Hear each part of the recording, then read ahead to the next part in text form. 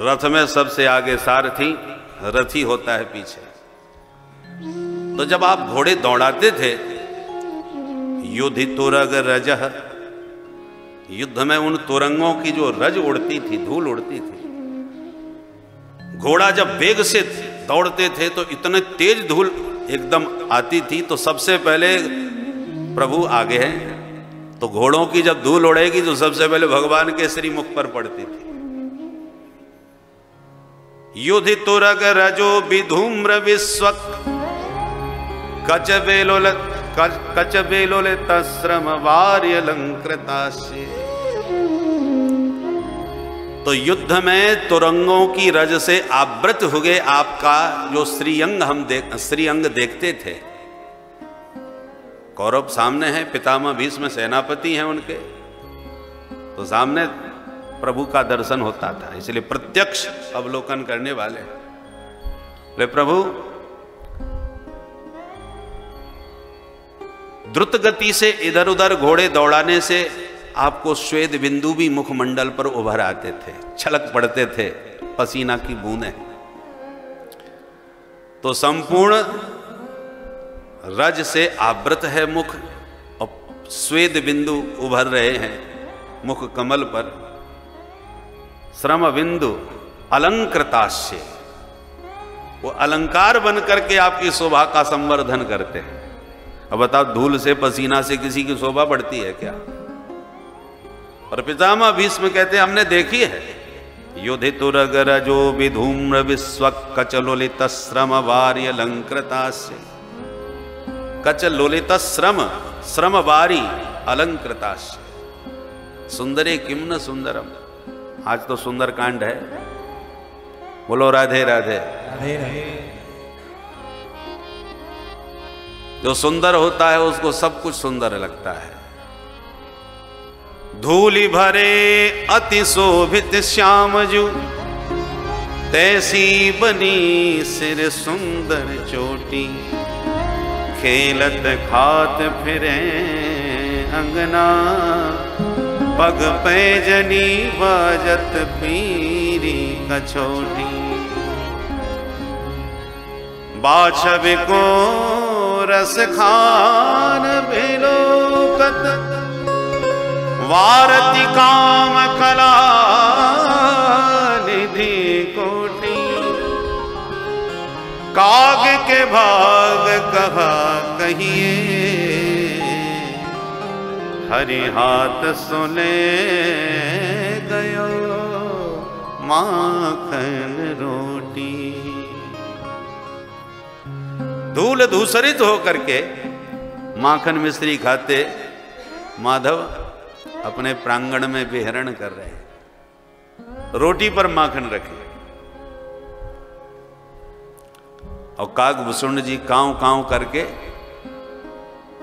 उस छवि को निहारते हुए प्रभु को मानो इशारा कर रहे हैं, प्रभु हमारा भी ध्यान रखो।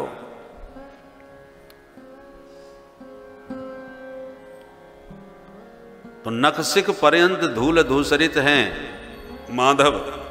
कैसे लग रहे हैं? सिर्फ शोभित नहीं कहा तो सुंदर है, अति शोभित श्याम। थोड़े बहुत नहीं, अति शोभित। धूल धूसरितांगस्त्वं पुत्र मज्जनमावह। भागवत में भी जसोदा मैया कहती है, अरे लाला कन्हैया, धूल धूसरितांगस्त्वं, तू कितना धूल में लिपटा हुआ है। तेरे संगी साथी सखा देखो कितने राजा बेटा बने घूम रहे हैं, और तू बिल्कुल तुम सुकरोसी गत जन्मनी। मैया कभी लाड़ प्यार में डांट देती है, पूर्व जन्म को सुगर है का? धूल मिट्टी कीचड़ लगाए डोले। तो माधव मुस्कुरा जाते हैं और दाऊ जी को इशारा करते हैं, देखो दाऊ दादा मैया मुंह को ठीक पहचान रही है। सबसे प्रथम अवतार प्रभु का महावराह सूकर रूप में ही तो हुआ है। तो पंकाभिषक्त सकला वयवम विलोक्य, दामोदरम बदति कोपवशात यशोदा। त्वं सुकरोसि गत जन्म निपूतनारे, इत्युक्त सस्मिति मुखो वतुनो मुरारे। भक्तों ने उस झांकी का दर्शन किया। इत्युक्ति संस्कृति मुखा, मैया की इस उक्ति पर माधव मुस्कुरा जाते हैं। वो माधव की मुस्कान अवतु नो मुरारे, मुरारी की न अस्माकम मुस्कान अवतु, वह माधव की मधुर मुस्कान हम सबकी रक्षा करे। मंगलाचरण में ध्यान कर रहे हैं।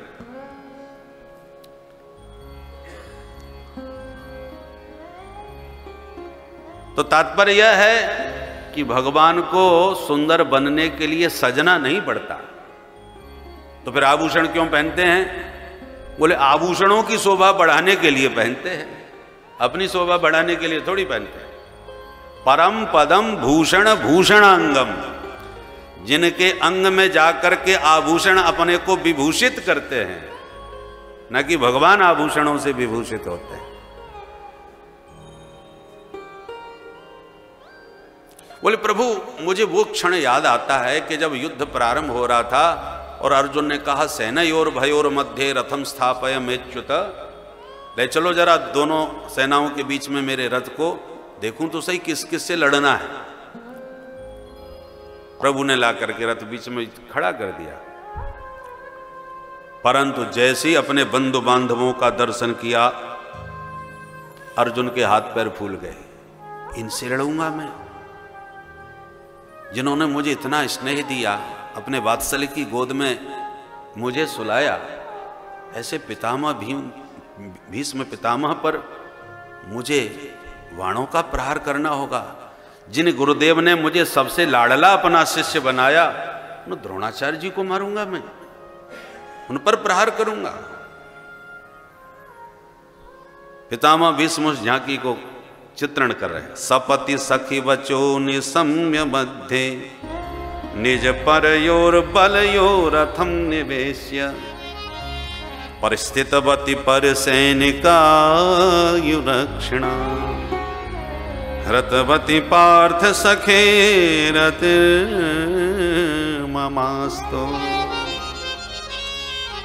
आपने उस वक्त जब परिचय देना प्रारंभ किया अर्जुन को, अर्जुन देखो ये पितामह भीष्म, इनसे तुम्हें लड़ना है, ये तुम्हारे गुरुदेव द्रोणाचार्य जी है, ये कृतवर्मा, ये कृपाचार्य। प्रभु एक बात पूछना चाहता हूं, क्या अर्जुन हमसे अपरिचित थे? परिचय उनको दिया जाता है जो अपरिचित व्यक्ति हो, तेरा परिचय कराओ एक एक से।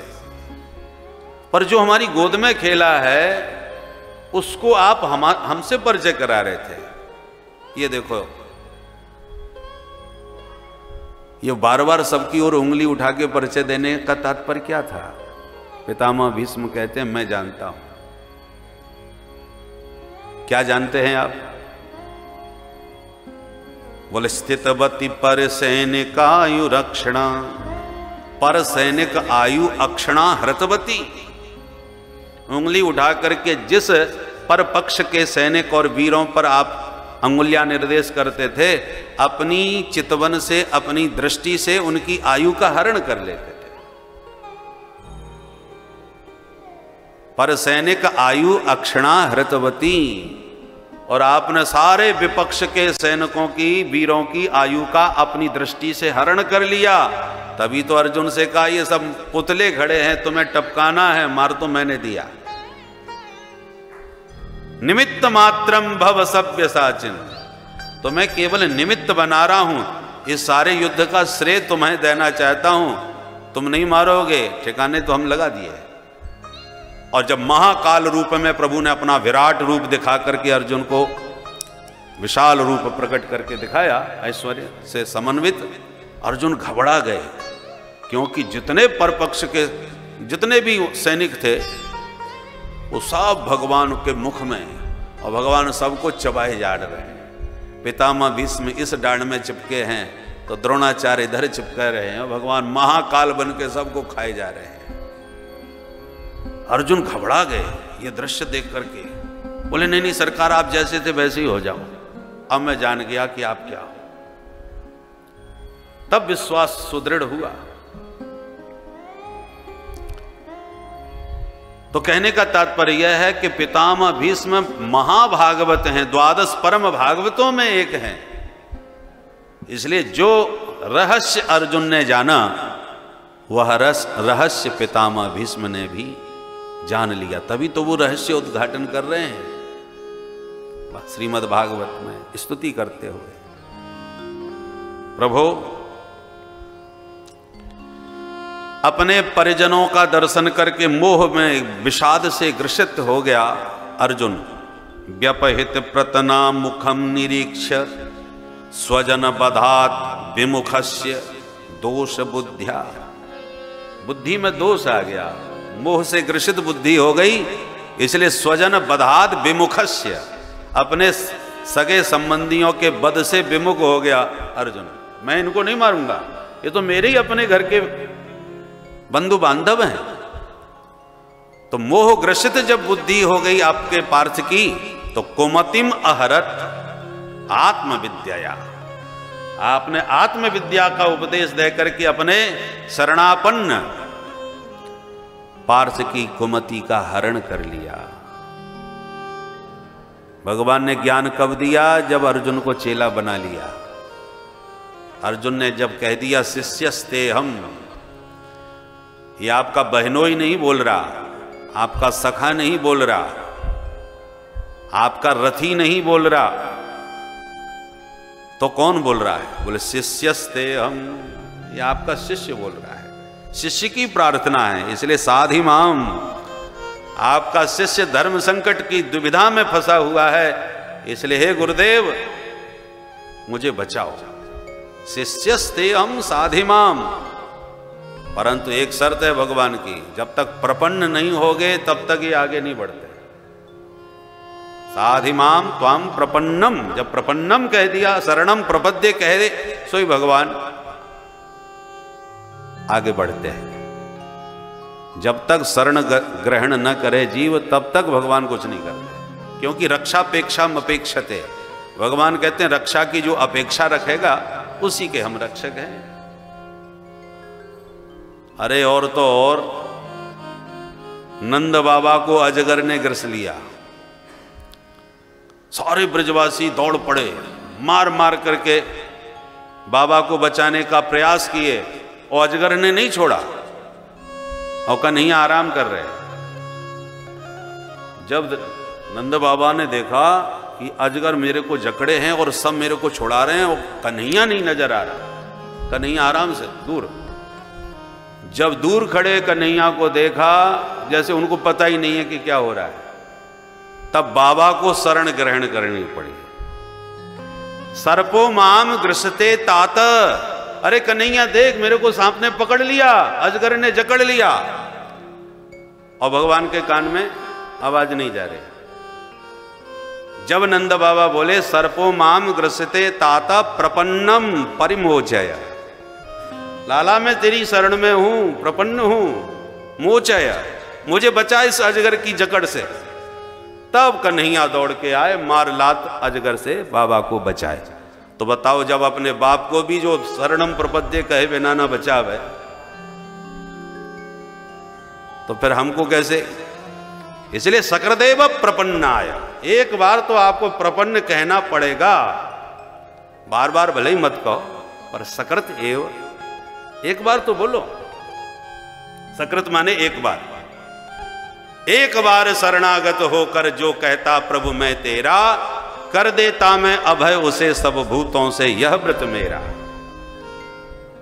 सकृदेव प्रपन्नाय तवास्मीति च याचते, अभयम सर्वभूतेभ्यो ददामि तद व्रतम मम, सर्वभूतेभ्यो अभयम ददामि एतद मम व्रतम। ये भगवान का व्रत है, परंतु शर्त यही है, शरणम प्रपद्ये कहना होगा।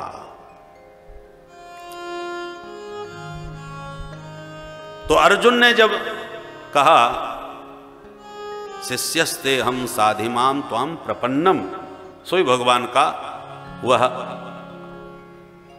कुमतिम अहरत आत्मविद्या, तब आत्मविद्या का उपदेश दे करके अपने पार्थ की समस्त कुमति का हरण कर लिया हरि ने।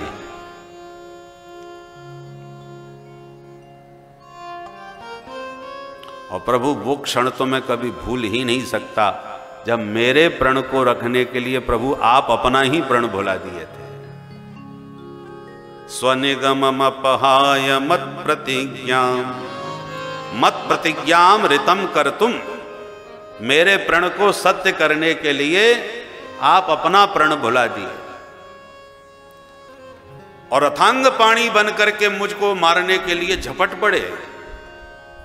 ऐसे दौड़े थे लाल लाल नेत्र करके, क्रोध में भर करके, जैसे कोई सिंह शावक किसी गजराज पर प्रहार कर रहा हो।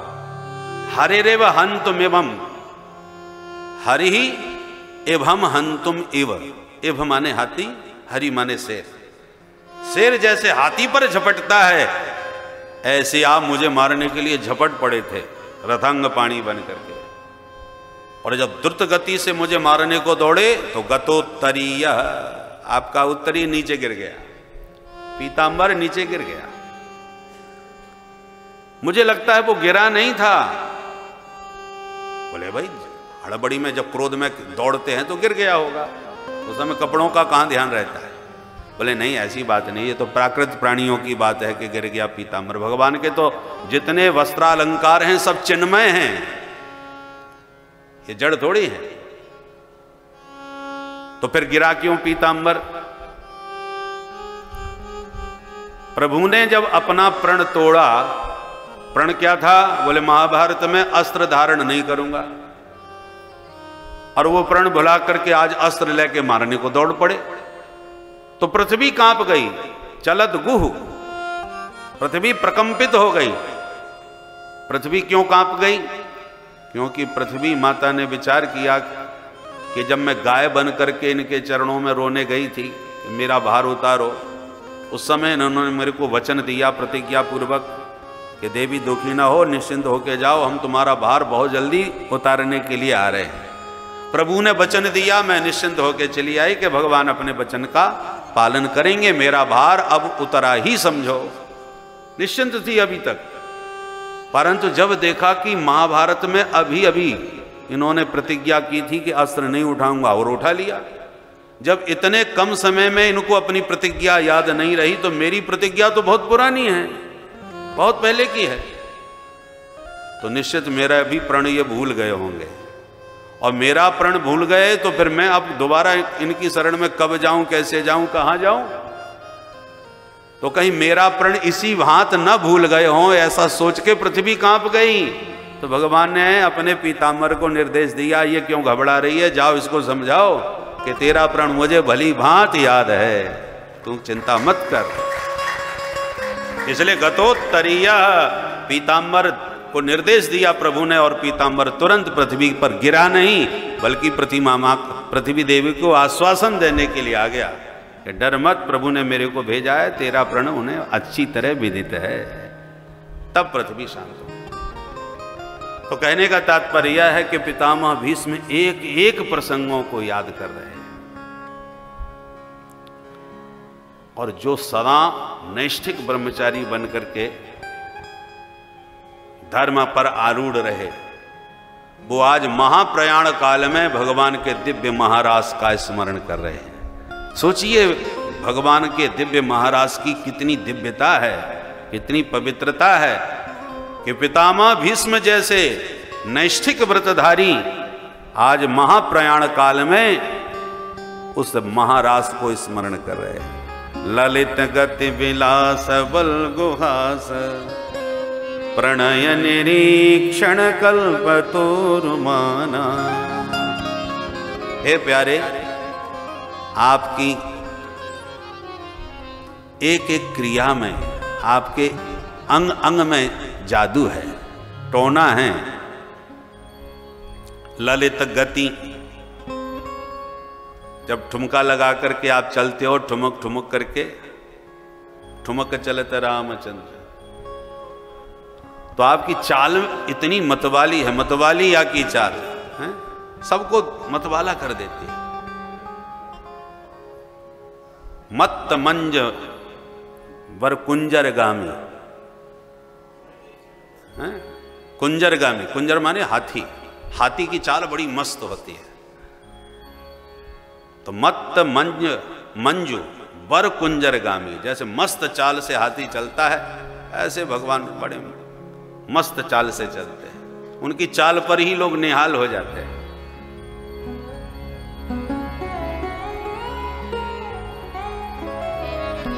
ललित गत और फिर बलगु हास, या चाल से कोई बच गया तो बलगु हास से नहीं बच सकता,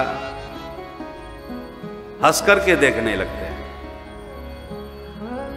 या तो चाल पर निहाल हो गया अथवा हंसी पर पागल हो गया। तो खिलखिला के गोविंद हंसते हैं तो जो देखता है वही दीवाना और पागल हो जाता है।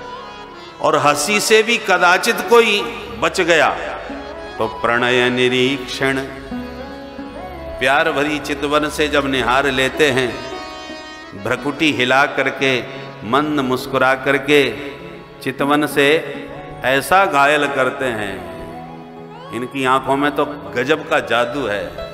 जिस पर वह जादू चल गया वो फिर बचने वाला कभी नहीं। इसलिए रसिकों ने इनकी आंखों का चमत्कार वर्णन किया है।